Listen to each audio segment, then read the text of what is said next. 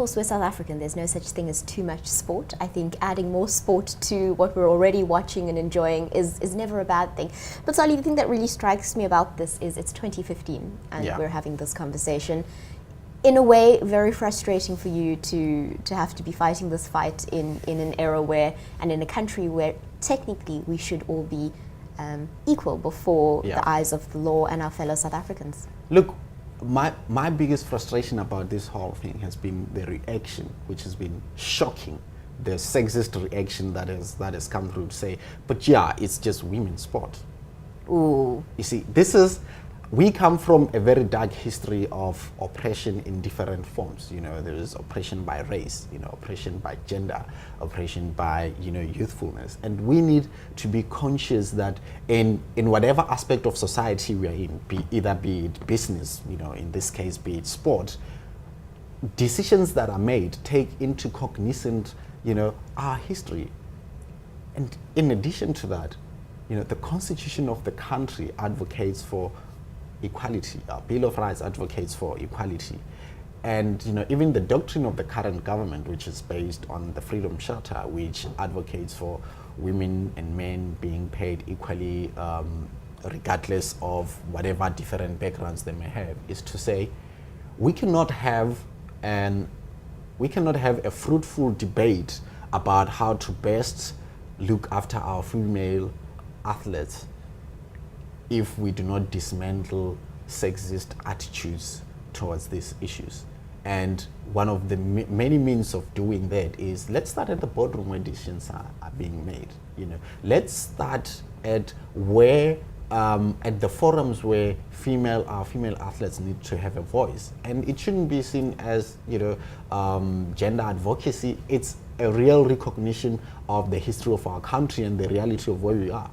You know, the issue of pays disproportionate to gender is severe across all sectors. You know, unfortunately, previously in sport, the limelight hasn't been put on it, and I think this is an opportunity. This is an opportunity to start a debate, and the debate shouldn't be about why it can't happen. The debate should be about how do we get to a phase where our female professional athletes are rewarded in such a way that it will empower them to remain competitive at the level that, you know, they can compete in. And also, you know, we have seen how the power of sport has helped and continues to help this country overcome some of the differences that have ensued because of our history. And if we truly recognize that power of sport, why is it so difficult to then rededicate our energy into dismantling some of these patriarchal and sexist attitudes that prevent female athletes to earn respectable wages? And we're just not talking about, you know, your average female athlete.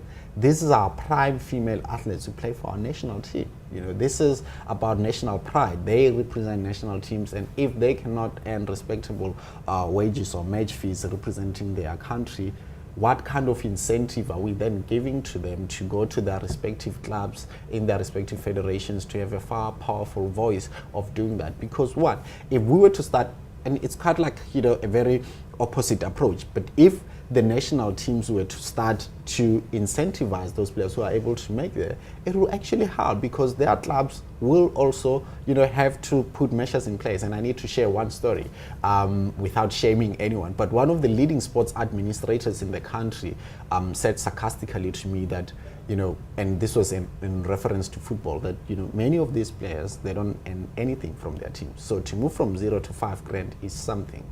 It was a shocking revelation, but it just shows you the attitudes that are in there. It is not the responsibility of the teams to lead professionalization. It is the federation that has the sole mandate of managing the sport. And in this case, you know, Cricket South Africa, Football Football Association of South Africa, and the Rugby Union of South Africa have a responsibility as recognized by themselves in their own individual constitutions to say, let us drive the professionalization of sport. Let us encourage participation in sport. Let us drive professional leagues for sport. And let's just dedicate the same energy into that. And the issue of sponsorships, those we are cognizant of the limitations of that.